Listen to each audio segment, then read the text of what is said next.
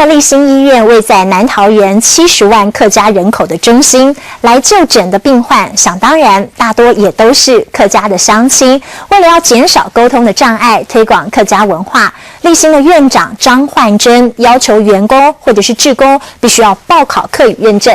除此之外呢，员工的制服还有病房的枕头也都烙印上了客家图样。今天感动时刻，我们带您一块来探访。节奏轻快的歌曲回荡在医院每个角落，这是桃园立新医院的院歌，而且是客语版，让医院充满客家特色。幕后最大的推手就是他，院长张焕珍。忙碌的医学工作没让他忘记自己的身份。5年前开始，张焕珍把客家文化紧紧地带在身边。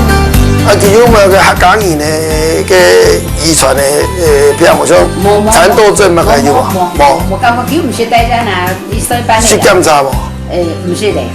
那唔是。就用顺沙比检查看看，有客家人的一个贫血某一块。用客家话聊天，就像回到故乡一样亲切。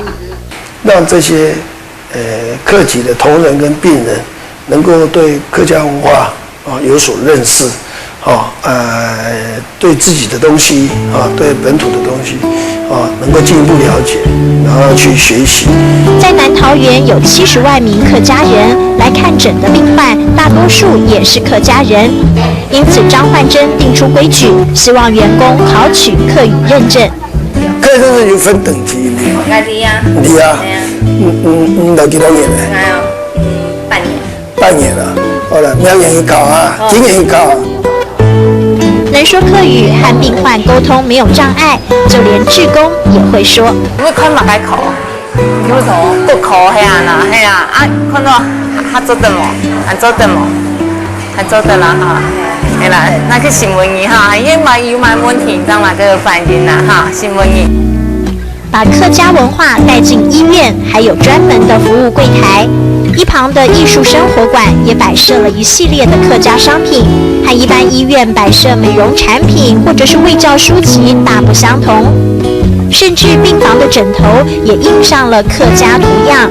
张焕珍说：“这还不够，必须再加强。”那当然以后更可以在整个环境上，不管制服病人的制服、同仁的制服，还有我们一些桌巾一些的那些，都可以用客家特色的这些彩绘什么这些，我想就是可以加强这些力道。电梯操作也有客语版，张焕珍一步一步改变，他爱客家的心没有变过。医护的问诊，客家语言串起彼此的连结；医院的陈设，客家图腾烙印熟悉的记忆。走进桃园立新医院，院长爱客家的心，酝酿满满感动时刻。